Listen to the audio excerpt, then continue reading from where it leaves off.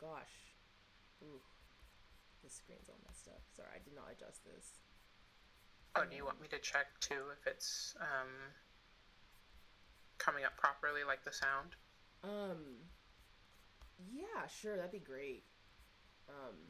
It should be, but a lot of things that should happen don't happen. So, yeah. Actually, I'll just do the whole screen. Sorry, I'm like on OBS. I'm like just dragging things out. Boop. There we go. All right, it's happening. That's streaming, and I'm just going to post the stream. Sorry if anyone's watching, but I'm gonna post the stream onto Twitter and stuff, and people, if anyone does want to watch it. Last time we had a really good conversation, so that was kind of exciting. I never really know like how things are gonna go. Okay, posting that, go on Twitter. Check out the stream here. And we're ready. Okay. All right.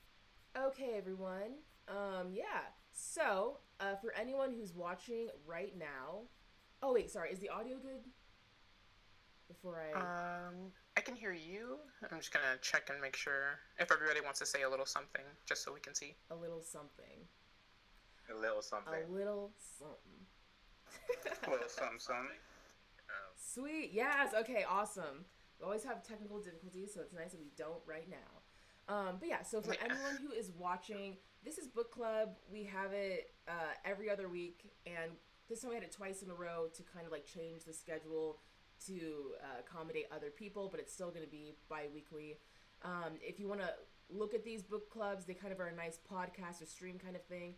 They're going to be on a playlist called Book Club on my YouTube channel. They don't stay kind of on the main videos if anyone wants to go look at those today. Before we dive in, does anyone have any YouTube channels that they would like to promote, or just other projects that they're working on? I kind of want people to be able to have a platform here and say that, so... Saber has a YouTube channel, okay? Saber has a YouTube channel. He's not saying it right now, but it's great. It's called Saber. It's very like Afrofuturist, so I want to say like Afrofuturist theme. It's Afrofuturism. It's great, and he has really great videos. Yeah. So go check it out. I don't know. I feel self-promo can be strange sometimes. All right. All right. Let me do it for you. Okay. All right. So Saber has a YouTube channel called Saber. It's etc. The latest video was on Black History Month, and what was it? The Ugandan genocide? Am I recalling that correctly? Kenyan genocide. Okay.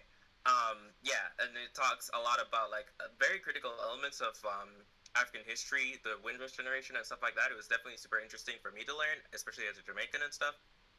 And yeah, it definitely was a very Pan-African view as well, talking both about like talking about the Caribbean, the African continent, and relating it also to development in the UK. So it was definitely a very full video essay kind of thing that he did in that latest video. But overall, a lot of them are very high quality, and you can definitely go back and see the ways in which Saber's content is grown. Definitely good stuff.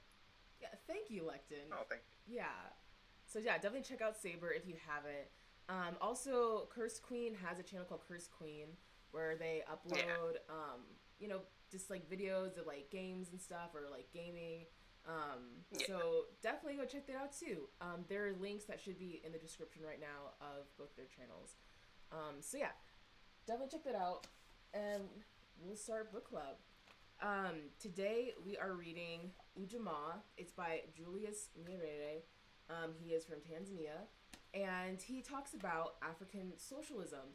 So before we start talking about it, I just want to go over a little bit about Nyerere. So if you guys want, you can see the Google Docs that I have of him in the stream, and I'm going to just kind of go to that and start talking about it. So, this is a picture of Julius Nyerere. I really like this picture because when I was looking him up, people were saying that he's someone who smiles a lot. He's very warm-hearted to everyone. So I got a picture of him smiling, because there's a lot of pictures of him like looking serious, and it doesn't seem like that was actually his personality. So a little bit about him. He was born on April 13th, 1922 in Witongo, and it's an area in Tanganyika, which is Tanganyika. For those of you who don't know, is Tanzania uh, before it became Tanzania. So he was one of 25 surviving children of the chief of the Zanaki people. So I thought it was very interesting because he had a lot of siblings, and also he was the son of a chief. And the Zanaki people are a Bantu ethno-linguistic group. So the name Nyerere came about after a plague of worm caterpillars infested the local area at the time of his birth. And so he was named, at the time of his father's birth, he was named Nyerere. And so that means caterpillar. So I thought that was really interesting because I think it's important to like focus on this person has very much like indigenous roots, and I just always think that like indigenous people are like, when you think about socialism, like usually when you look at indigenous people, there's like something like that going on with their group of people. So I think that probably informed Nyerere a lot on his writings on socialism, or he actually does like talk about that quite a bit. So he got an education. So like British Columbia like wanted like the chief's kids to go to school, and I think this like created a class divide because like other people wouldn't go to school. So he went to school. He learned Swahili while he was in school, which I think was like really like kind of amazing. And and then he like learned about Gandhi's teachings. He got into Catholicism. He was like very heavily Catholic, and this is kind of like a lot. This is like maybe it's like denser stuff. Basically, I wanted to find out what policies he made and how that affected the population and if they liked that. But I had a hard time finding some specific examples. So this goes a little bit into like how he became president of Tanzania. So he joined this group called the TAA, and then that became the TANU group, and he was like the leader of that.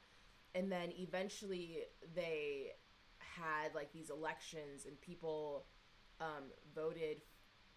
So I'll just read this. I'm sorry. I know it's kind of like dense. So in August 1960, the general election, TANU won 70 of the 71 seats available as TANU's leader. Nyerere was called to form a new government, became its chief minister.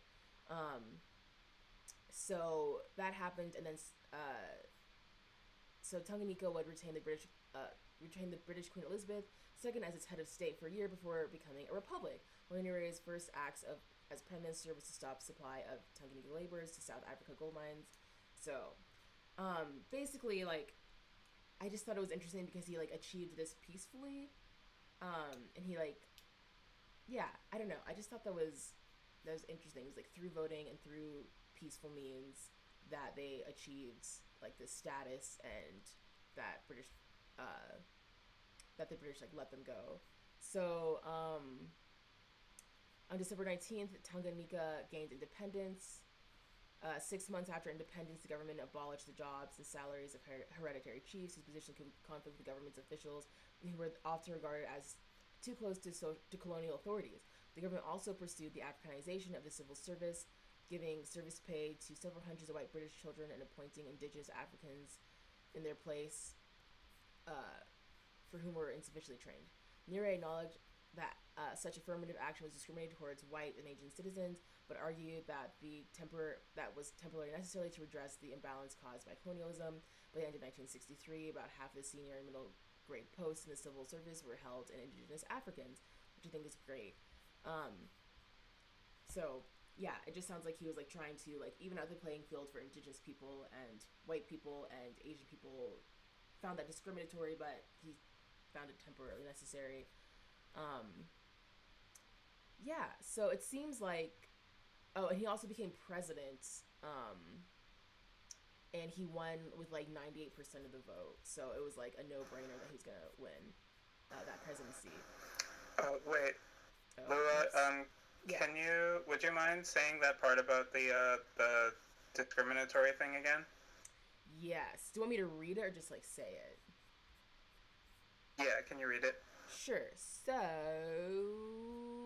Nyerere acknowledged or I guess I'll just read this thing. So 6 months after independence, the government abolished the jobs of salaries of hereditary chiefs whose positions conflicted with government officials and who were often regarded as too close to the colonial authorities. The government also pursued the Africanization of the civil service, giving severance pay to several hundred white British civil servants and appointing indigenous Africans in their place, many of whom were insufficiently trained.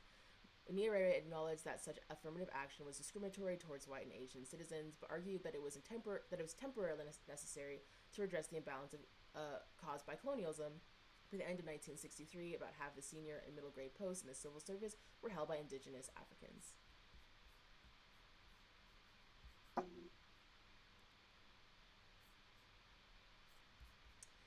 Yeah, was that good, Jeremy? Yeah, thanks. Okay, yeah. I wanted to find out more of the policies that he had, how that affected people. A lot of people critiqued him. Like, I watched a short documentary where people were like, oh, like, there's not enough food for people, and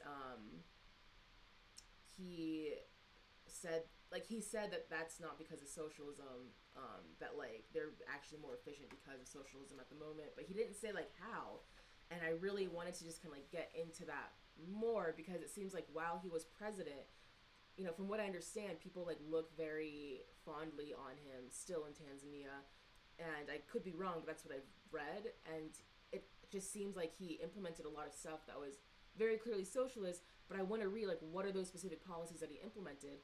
And then sadly, after him, the president, like, just dismantled so much of what he did, which is just so tragic. But it's like, it seems like while he was alive, there was so much improvement and, like, something to kind of, like, look up to as far as, you know, socialism goes. And so, yeah, I think I'm going to try to keep on digging for more specific policies as we read, but that's something that I would have liked to know more. But yeah, I'd recommend African History Club by Milton Ali Madi. Episode 19 goes into Tanzania and socialism and Julius Nyerere. I'll put it in the voice chat. Oh, thanks. I was gonna write it down. Yeah, that. Yeah, the YouTube channel is Black Star News. Okay, awesome. Thanks so much. Okay, like, let's dive into the readings. So I have some notes, and I love how accessible his writing is. So chapter 1, he says, being a socialist is an attitude that distinguishes itself from a capitalist. A millionaire can be a socialist with the right mentality. So he kind of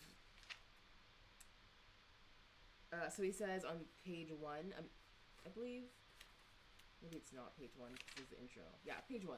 So an individual, as in society, it is an attitude of mind which distinguishes a socialist from the non-socialist. It's nothing to do with the possession or non-possession of wealth. Destitute people can be potential capitalists or exploiters of their fellow human beings. A millionaire can equally well be a socialist who may value his wealth only because it can be used in the service of his fellow men.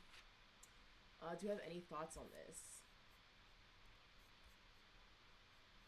I was just nodding when I was reading it, just nodding for the whole thing, because I agree with all of it. There are people who, despite being very poor, will look up to someone like an Elon Musk and value what he does and think that, yeah, this is the epitome of what you need to be good. And it's sad to see, because there's, as he puts here, like, you could want to do service for your fellow man rather than just have it be an individualistic thing. Yeah, totally. I love that. And, like, I think it's funny because I also fantasize about being, like, Jeff Bezos rich and then just, like, redistributing the wealth. Giving it away. Yeah, that is, like, my fantasy. I'm like, oh, if I was, like, as rich as Jeff Bezos, I would, like, well, I probably would, like, use my power as, like, a billionaire to try to, like, establish actual socialist policy. And then after that, then I wouldn't even have to redistribute the wealth because... Yeah. It would just get redistributed. Yeah, I, like, fantasize about that. This is, like, probably not healthy, but... I liked how we did emphasize that, like, it is a state of mind, which it kind of, like, indicated to me, at least, that in order to even build socialism, I guess, we'd have to actively like change our minds to. But I will kind of like push back slightly in the sense that, you know, it would be nice if we could just teleport to a time where like we have Bezos money, but like in order to even get to that position in the first place, it would require a lot of exploitation, exactly, a lot of exploitation to even get to a point where you have that much wealth in the first place. And I think acquiring that wealth, I think he talks about later on in the chapter, in and of itself is a sort of I guess like capitalist mindset, which is something that the societies would have like opposed, I guess. So yeah, I do think that, you know, if you do somehow get to a position like that, and you could decide if you could decide to use that wealth to I guess help to build socialism, I guess. But I think some people, at least some people may use that as I don't know, maybe as like a never-ending like goal, I guess, or sort of ever expanding goal. So like, oh, when I get 10 million, I'll do it. Or like, and then when they get there, it's like, okay, now when I have 50 million, I'll do it. Because their mindset didn't change. So yeah, that's something to keep in mind, I think. I mean, I feel like even if I had like I totally think it's like true that like maybe someone like, oh, if I have 10 million, then I'll do it.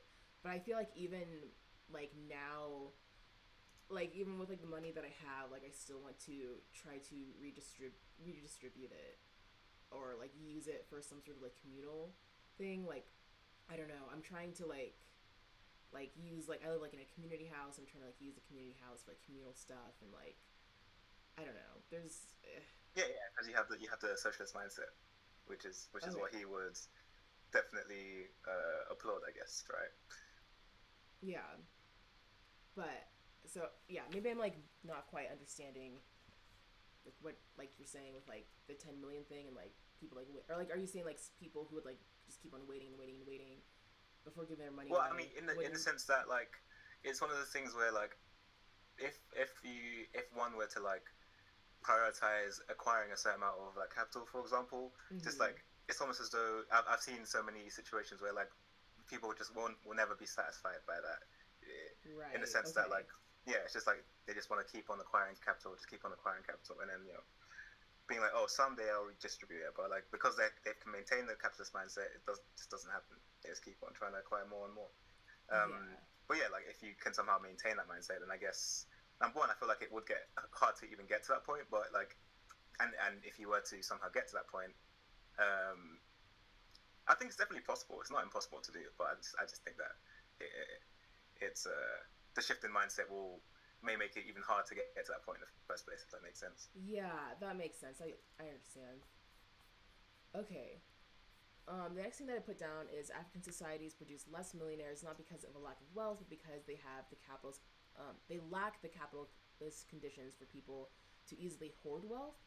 And I don't think I put this in the notes, but it seems like that comes down to land ownership, where basically like a lot of like it sounds like a lot of African societies like don't own land, which is like kind of the way that people can accrue wealth through that, and like owning land. And he even gives this example of like how like in a capitalist society, like someone could like own a piece of land and then make money off of it and go to the moon, and because the property developed around it will make even more money, and then come back and be like, where's my money? And he's like, you know, this is like literally like parasite behavior. And so yeah, and I really like that he points it out, because like again, people are like, oh, like why is Africa so poor? And there's obviously like a lot of like, you know, nuance when you're answering that question, but I do think there's probably a lot of truth to this, where it's like a lot of people don't necessarily own land in this society because it's just something like for everyone to use. And I also think it's interesting because I know like a lot of indigenous people in the U.S. It's kind of like a similar thing. Like not that there weren't like places where like there's like food territories and stuff like that, but like that was based around using it. You didn't just like own it. And that idea just did not even make sense, right? It's just like, how can you own like a land? It's like owning like a square cube of like air. Like doesn't compute. Yeah, and I just love that. I've always wondered about this, and like indigenous people seem like they know what's up, And I'm really glad that like he's this indigenous person being like, yeah, like this is what's up. So I really like that. So he says that capitalists... Oh, also before you go on, I do feel like it was quite funny that like he uses the example of the moon, considering like within the next like month Bezos is gonna be like launching himself into the atmosphere. Gosh, I thought that was really funny, really coincidental as well. So Oh, that like kind of breaks my heart. I'm like, stay away from the moon. I don't want to look at the moon and think of capitalism. Okay, I want to look at the moon and just be like, it's so beautiful. I want to be like, oh yeah, all these people are trying to like figure out stuff so they can. All these rich people like want to try to like live on like the moon or Mars so we can like die here as capitalism's running everything. But anyways, another thing is on page 3. I hope it's okay that I'm like paraphrasing. I like can also read quotes if people want to, but so he says capitalism creates an environment, or this is me paraphrasing, creates an environment where the wealthy enjoy the misfortune of others. And I'm like, yeah, it's like, let me actually read this snippet. So he describes as being antisocial, and this is on page 3 in the middle. They begin to feel they must climb as far above their neighbors as they can. The visible contrast between their own comfort and the comparative discomfort of the rest of society becomes almost essential to the enjoyment of their wealth. And I was like, damn, yeah. And this sets off the spiral of personal competition, which is then antisocial. I'm like, damn. I just think it's so succinct, like, that, like, in this society, like, it's like because, like, if you're in a socialist society, it's like, oh, like, I want everyone to be okay. And so, like, the well-being of others makes you feel okay. And then in a capitalist society, it's actually like climbing above people, seeing that they're doing worse off than you, and that makes you feel like I'm doing things right by seeing how bad everyone else is doing. It's so messed up. And he says it so clearly. Like, I love this style of writing. I can just, like, when read things are too abstract.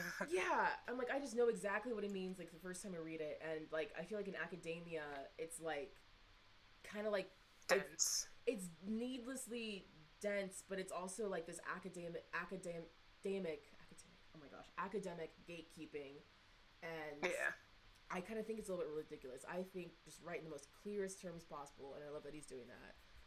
Any thoughts on that before we move on? I think it reminds me of, like, how people really love the rags to riches narrative of someone going from poor to very, very rich. And you don't really think about it too much when you're growing up in a society that, like, glorifies that.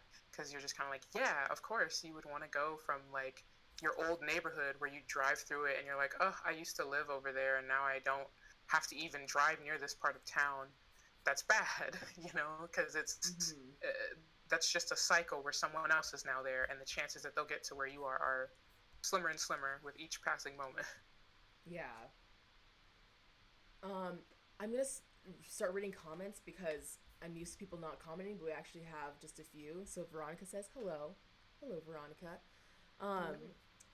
and they say we're sold Elon and others as being those being in service. Elon himself loves to act as if he's doing things for people, for humanity. Yeah, this man literally thinks that he's Iron Man. He is so full of it. Like, he literally, I think he, like, just, oh gosh, he has such a massive ego. So Veronica says, exactly, Saber, I have the same fantasy, but I could never be ruthless enough to gain enough, even 1 million. Okay, totally. But some of us are. We can remain pure. LOL. Never had a capitalist mindset. Just use the tools. Kevin. Hey, Kevin. Kevin says, I guess not owning land is why there weren't African millionaires, because if you can only get what you can get for your labor, then it's not possible for one person to do so, to do thousands of people's works. Absolutely. Veronica says, we see that with people in their SUVs, they want to be literally above others. Yeah. I always thought that was, like, kind of weird. Like, I don't know. I was like, that's part of why I always felt like SUVs were so extra. But yeah, glad it's not just me. So Kevin says this was totally easier to read than Wretched of the Earth in some places. LOL. Maybe it's because it was supposed to be pamphlet they widely distribute. Yeah, I mean, I just don't get why people can't always write like that. It's kind of an issue I have. Like, I feel like it's just out of control sometimes. Like, I don't know if anyone's ever read Kant, but it is out of control. Like, I'm like, this is very unnecessary, and yeah, but I just like making things accessible, like even if it is like just no matter what, just make it accessible. Okay, any other reactions to the comments or the reading we just did? Yeah, Gold Shep. Oh, we can't hear you for some reason. No. I saw you mouth. Can you hear me now? But I didn't hear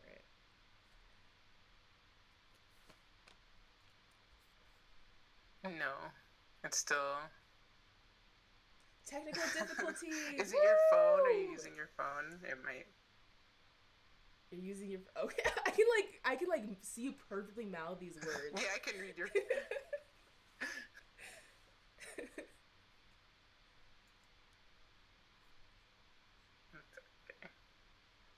It's just a little technical difficulty, okay. Is it always? So she's gonna figure that out, but we'll start talking and then just interrupt us and be like, this is what I was gonna say when you come back on. So we'll move forward, but it is totally also okay to go back to that stuff. So next is, so socialism is not about acquiring but distributing. Oh, she's back. Oh, oh my God. Hey. Hi. Okay. All right. Oh gosh. Okay. So something I kind of there's a lot that I really glommed onto. I was thinking about this like all last night on my night shift. One of the things that kind of struck out to me that y'all were talking about through the comments was just like that kind of that like A, the intellectualism, and B, like the attitude of being a socialist, and that I'm sorry if I'm mispronouncing, but Nyerere here seems to be saying like being a socialist is less about ascribing to a specific school of thought or living like a certain like type of lifestyle, and more about like that perspective of like how can I share, and like not being like a bastard. Like I feel like I actually like I work in a factory, and so a lot of the people I work with are very loud about like their very nationalist capitalist viewpoints, and it just kind of was stuck out to me like, you know, I feel like in American culture we kind of have this like we need like being a jerk to your and being like way better off than all these other people, having some kind of noticeable distinction between you and other people is like almost necessary, like, and it like it's kind of like the American theme, like if you're not like special, like if you're not over somebody, then like you failed. And also just like I really felt like there's we'll probably get more to it later on, but like I kind of the criticisms of like Western socialism, and kind of what I noticed in when I was like organizing out in the Pacific Northwest is like this kind of like that academic elitism, like, oh, you haven't read so and so, well, you can't really talk with us. And like it's more useful for us to argue in coffee shops about like what like the best organizational structure of a socialist society would be, as opposed to just thinking like, what can we physically do like now to like take what we have and like what society has and distribute it. How can we make socialism happen? And I just like I loved this reading so much, because it just really made me feel a lot less like, because I am not an academic at all. It's hard for me to read, which I agree. I like how yeah. Sorry, I'm a little all over the place and excited. But, You're totally fine. Yeah, that did not feel all over the place at all. I love that. And yeah, I think I love this writing so much because it makes me feel like, yeah, what can we do right now? And yeah, and then I think the academic gatekeeping is like legitimately a problem. There's like kind of like talking about theory, and then there's practice, and the practice doesn't look like a bunch of pretentious bullshit. Like that's not the world we're trying to make. And so it's like really weird how like there's like this divide of like action and like really beautiful movements, and then like academic gatekeeping. It's like it's weird. I think like people want to feel empowered that they're doing something. So like if you read a bunch of theory, it's like, well, I'm reading all this theory, and because it's hard to know what to do like in this kind of society. But I think it like kind of also like breeds like something that we're just not trying to go for. Like we're not trying to gatekeep. Like we're trying to like actually like make this society and like make this thing happen. So I love this so much. Yeah, anything else before we move on? Yeah, he also makes the point that like I think he makes the point that like there is this idea that like you have to necessarily like go the sort of Western style of socialism. He kind of pushes back against the idea that you necessarily have to go through the sort of capitalist mode of production to get to socialism by showing that like we literally had this before. Like this is how we were living. So yeah, we may not have been and of course moving into that 21st century with all of the technologies that we have now, it's like considering the sort of exponential growth associated with the system, it may not have happened as quickly, but I can very easily see how like certain technologies could easily be just mapped onto that lifestyle anyways, just there, like straight up just there. It's like it doesn't really seem like that much of a stretch, considering that was just the norm in terms of how people related to each other and the world around them and stuff like that. So yeah, and speaking of like just the pushback on Western socialism, let's just like dive into that. So let's see, I think, what page is that? Let's see. Okay, that's page 11. Yeah, I just think that's some bullshit. Like just okay, so he's like talking about where is this? I like this is so like look this. I underline like everything. So like I don't know where anything is. I'm like just everything. Literally like this, I don't know why I didn't even realize to do that. I just like was like yeah. Okay. Basically, I'll just start talking about it. But like basically like this is something that has like always bothered me when I read Marx. I didn't really like the Communist Manifesto that much. I was like I read it and I kind of felt like Marx was kind of classist himself.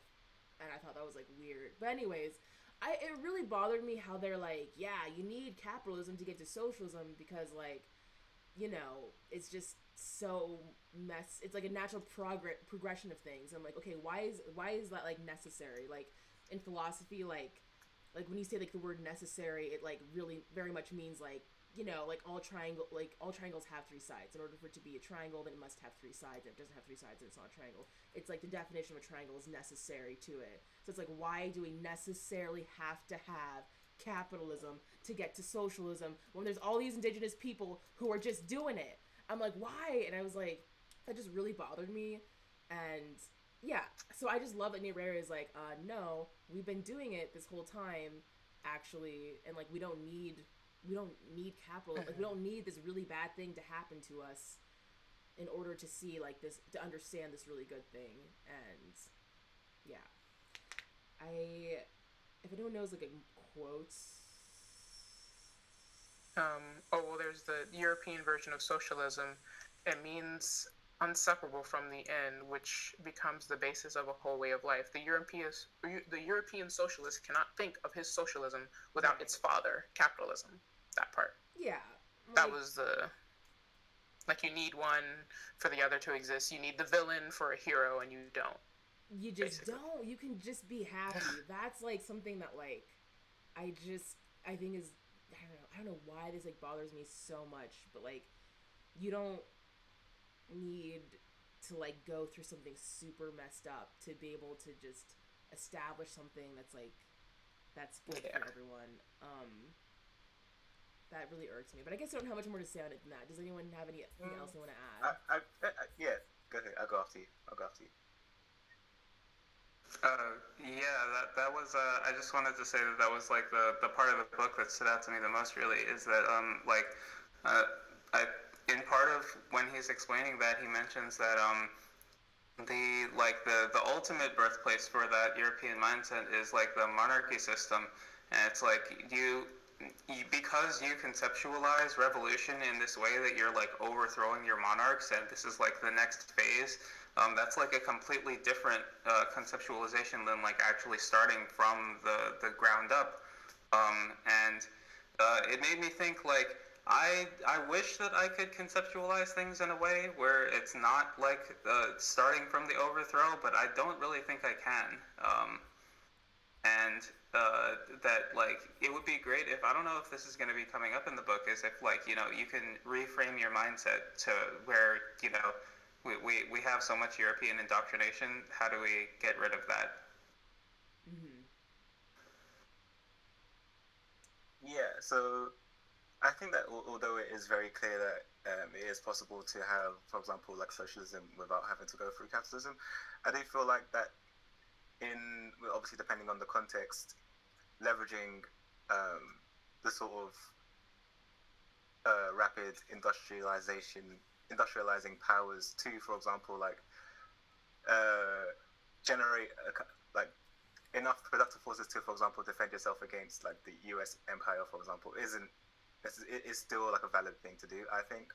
Otherwise, you know, let's say we are trying to have our socialism here, for instance, within our thing. If, for example, just considering, for example, how powerful like the military-industrial complex is, for example, it could be very easy to like shut that down, I guess. So like, even though I think there's very clear examples like which is I guess the whole point of this book, is to show that it is it's definitely possible, and it's happened before, and obviously there are people still living in this way now. And I can even give examples from my own personal life, because like being like from Uganda, which is basically next door, before these borders were drawn up, it was essentially just the same place. It was like, you know, there's no real hard line barrier. I do feel like it is definitely like valid depending on the conditions to try to like rapidly industrialize to defend yourself against like sort of external imperialists and stuff like that. So yeah. Yeah, definitely. Anything else before we move on? Okay. And so,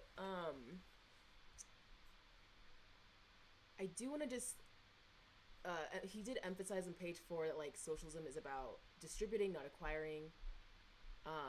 Line is everyone's tools produce wealth, humans produce labor that gives us our wealth. Or tools are used to produce wealth, and then humans use those tools. And that's kind of like, I think he's just saying like that's just, like humans have been doing that for a long time, and that's kind of like the way that we've survived, and it's making it about acquiring something rather than like working for everyone is like almost inhuman.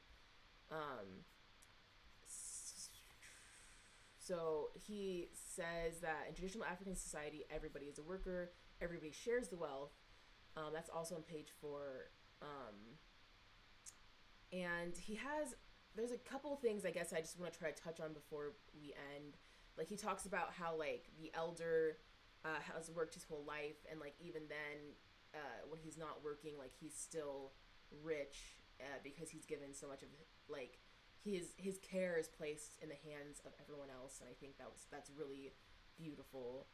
And another thing that I wanted to bring up is, so he says on page 6, sorry, these are two different things, but I just don't want to go over time too much, that the worker mindset of a capitalist is the domination of others.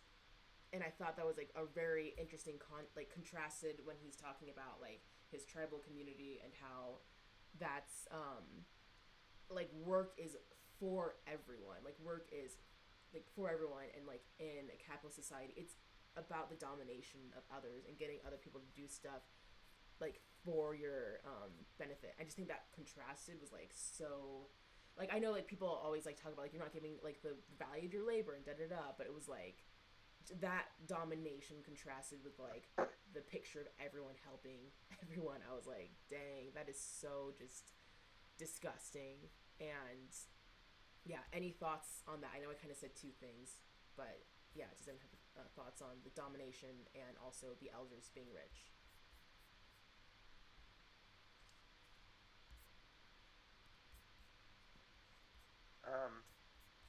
Can y'all hear me before I speak? Yes. Great. All right. I really, I vibe with both points. I thought, the domination part I was thinking about was like, yo, how many times when I'm talking with folks about, like how to organize society, it's like, well, how do we like make people do what they're supposed to do? Like, how do we control, the behaviors of others, whether it's through markets or state authority or what? And this just really like I feel like I'm still kind of thinking about it. Is this like this change in perspective, returning to something um, communal, like something that is arguably like more natural, like where we are we are people, we all live here, we depend on each other to survive, um, and we this paradigm we exist in is so artificial, um, that it feels inescapable, and no matter whether you're on the left or right in Western society, there's still this kind of like, well, we can't X, Y, or Z because then other people won't behave the way they're supposed to, instead of just being like, and the there just was this movement, while I was reading, just kind of felt like being like, we want to put forward this philosophy that of this, like a more natural state, that we like, it's not about controlling folks, it's about like kind of setting people free to do what like naturally they like. I think we all do, like most folks will tell you that the most rewarding things that they do are things that they do for others. um, a lot of people take more pride, like more satisfaction, I should say, more satisfaction in like, um, how they can provide for others, and like, like their family or their community. Meanwhile, you have someone who has all this money and wealth, and all they can think about is like, how do I get more? Like, and that kind of insecurity, and I just like, I'm still processing that, I guess. Just was like, that's such a fun shift, even in like the leftism that I've been a part of, and talking with up till now. I'm still like, it was just wow. Yeah. No, I feel like that's something that like really blows my mind, is just like how like people like love helping people actually. Like I was like, I know this is like a tiny example, but like I was like at this park, and like we like couldn't find this trail, um and we were like kind of standing around like looking around. This person like on their bike like drives up or whatever, and they're like, hey, are you guys lost? And we're like, yeah. And he's like, okay, to get this trail, you go here and here, and then if you go over here, you can see like all these, because like, so it's like there's a bunch of fossils on it, and it's like, if you go here, you can see a bunch of fossils. And he just like told us like a bunch of information, and like we didn't even like ask for help. He was just like, you guys look lost, let me tell you all this stuff. And it was really nice. But I think I have these encounters where people are like, oh, like, do you need help? Like, let's help you. And like times where people can't do that are times where there's like scarcity, where it's like, oh, like, or like I'm tired, or like stuff like that. But like people really like helping people, and like I get this feeling when I help people. I'm like, yeah, like that. I'm glad I gotta like help that person. And I think a lot of people are actually like geared towards that, but it's like the environment where there's like artificial scarcity created, and like we don't have the means to even help people so much of the time because of how things are structured, like how tragic that is. Because I think, because people are like, oh, like human nature is greedy, and I'm like, I'm not so sure about that. Like I think when you put humans in like the right environment, we love to help each other and like be there for each other. It's really beautiful.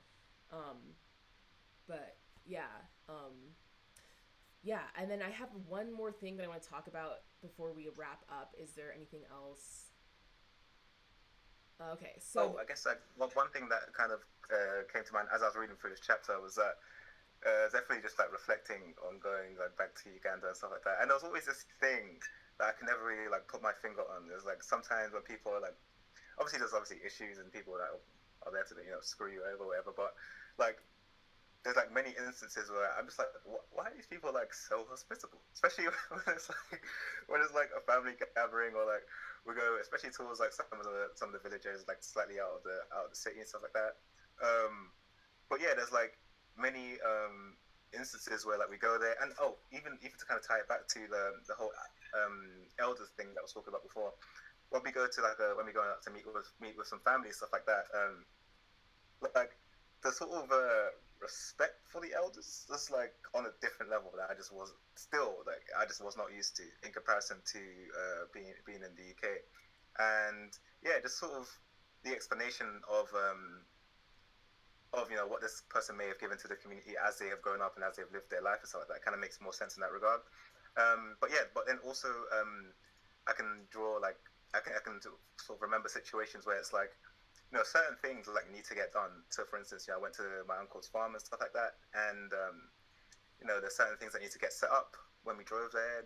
Certain things that needed to be accomplished before we can kind of just sit around and chill or whatever. And it's like we just figure it out. It's like, okay, we need some food. All right, he's gonna handle the food. Like it isn't too complicated. And it's like I try to overthink it too much, but like it really isn't like as complicated. It's like, okay, we need to set up shelter for people. Okay, the house doesn't have enough shelter, so there's like rooms over there. Those rooms will fill up. Okay, we brought some tents. Everyone can sort of put up a tent. Okay, so who's handling food? Who's handling this? Where can people use the bathroom or whatever if they need to do that? It's like, all right, then once those base things are taken care of, you can just spend the rest of the day just doing whatever else you want to do. And I found, and yeah, like reading through this chapter kind of definitely puts that in a lot more context. And I guess it also gives me a bit more like optimism in the sense that like the path towards like emphasizing that even more, or the path towards I guess socialism on a sort of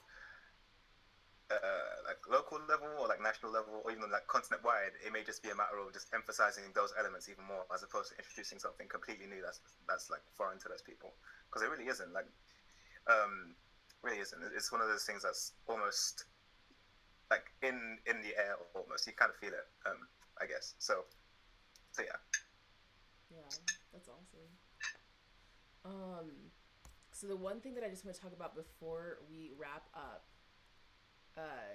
is that, so he talks about Ujamaa being extended family, and Nyerere sees everyone as the extended family. This is on page 12. But basically, I thought that was interesting. I don't know if this says this in the book or if I saw it in an interview, but like he says that like, he doesn't want to make white people the enemy. He wants to make colonization the enemy. And I thought, like, I have a really hard time separating the two, and I'm not even sure if, like, I don't even necessarily agree with that. But I do like the idea of just hating colonization, but not, like, hating white people. In the sense of my own, I feel really stressed out around white people.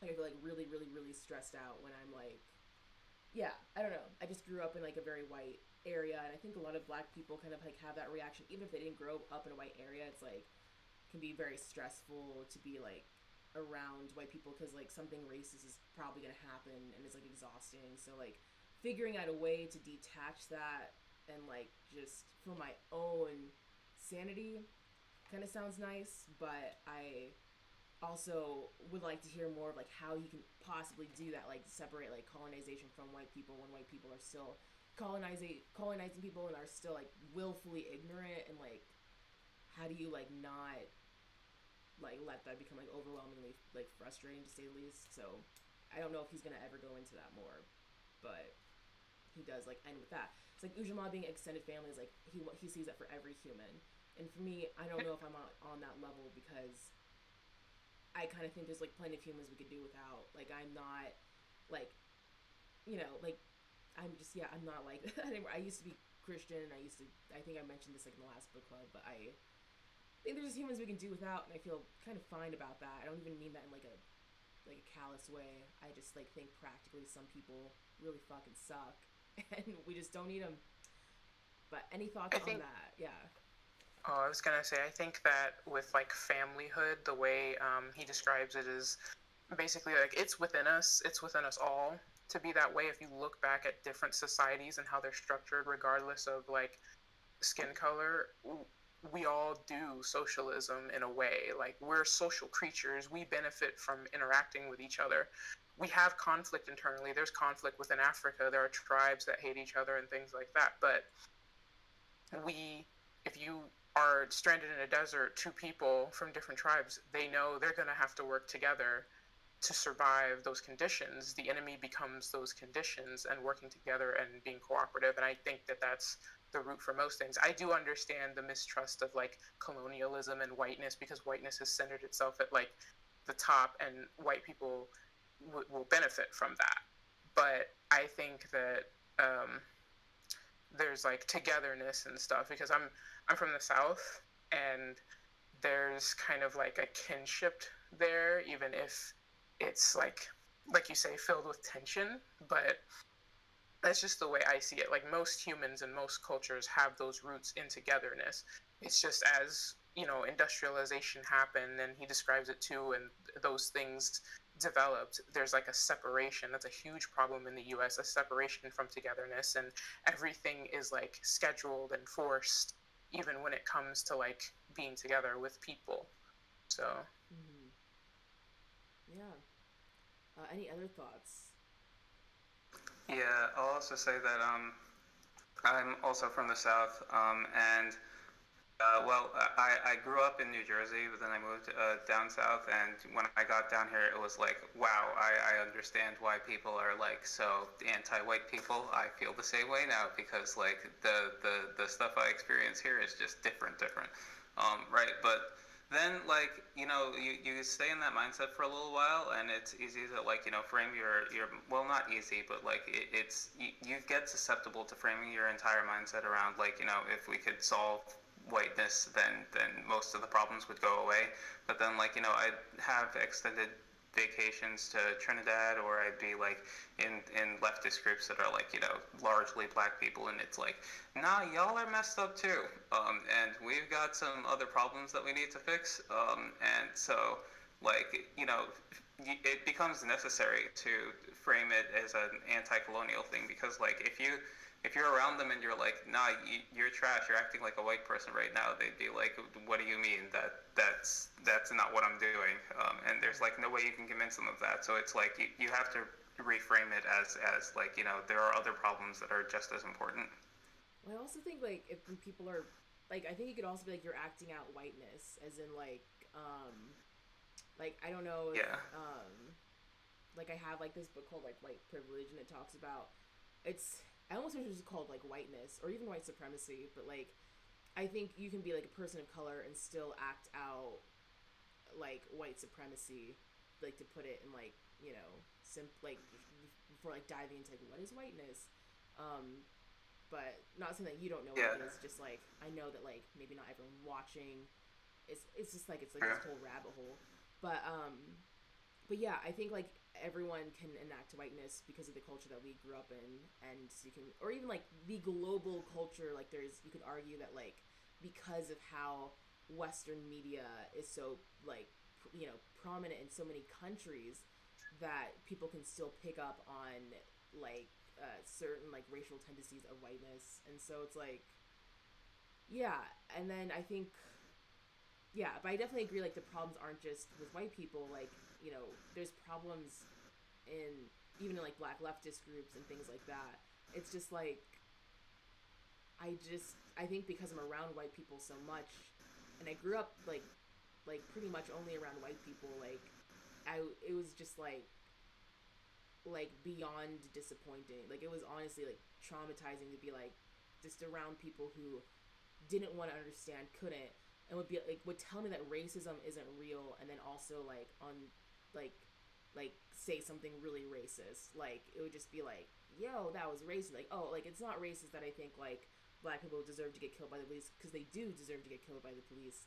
Like just like constantly like in that environment of like people just don't want to listen, and me being like, yeah, like I've had a lot of racist like experience. Like so it's just like I think a lot of white people, I think that's probably most white people, and I think a lot of white people, the overturn window shifted, and like a lot of white people are like, oh, there's a problem, like let's try listening. Like that's obviously not everyone, but it's just like white people as a whole. Like I obviously there's like a lot of white individuals that I like love and care about, but as like a whole, as like a system, it's like so overwhelmingly disappointing, and like I just can't, like I don't want to like be around white people in general. Like obviously like not individuals, but like I want to like move. Like I'm kind of rambling, but it's like it's hard for me to like separate that from white people and be like, oh, like it's just because like we've all been colonized. It's like I can't be around this group of people anymore because it's so fucked. Like the way that these people are acting is so fucked up, and so it's like I don't know. I just like have this like lack of faith in white people, not just in like colonization is the problem, and yeah, I don't know. Just maybe hearing more of like how to separate that. And also Nyerere is like from Tanzania and is probably not like around white people to the extent that I'm in. I think people tell me like you just need to like live around black people, and then like that'll probably like help a lot of like the frustration. Anyways, I'm just kind of like rambling about my own personal issues now, but yeah. Any thoughts on kind of like the whole like extended family thing, and any more thoughts on that? And I think I'm just gonna read some of the comments and then we'll finish. Okay, I'm gonna read some of the comments now. So Veronica said this a bit ago, but Veronica said, I'm an associate professor and my only real skills are reading and writing, and so I love the academics and the theory and the theorizing, but action and practice are definitely what makes you a real socialist in my opinion. And yeah, I think that's definitely true. So Veronica says, I love helping people, and again, this is part of the reason I couldn't even be a millionaire, because I cannot hoard. As long as I have money, I give it away. Totally. Oh, also, Red Rouser said the volume is rather low. That's probably, like, for me talking, it's because I have, like, this weird mic setup because of some sound issues, but hopefully I'll get that figured out. It's just, like, we always have technical difficulties, so then I, like, do this thing where it kind of makes me quiet. Dave says, true, it strains to me when people appeal to human nature. There seems to be a grand denial of environment and interactions and socializing elements, and inextricably linked to human nature. David said, I mean, when people say humans are greedy by nature, and yeah. Definitely, that's definitely kind of a weird thing. Yeah, so, we're gonna end this stream, but any closing thoughts before we end it? Nope. Okay, I think I just exited out of the stream, so I think it's over. It's over.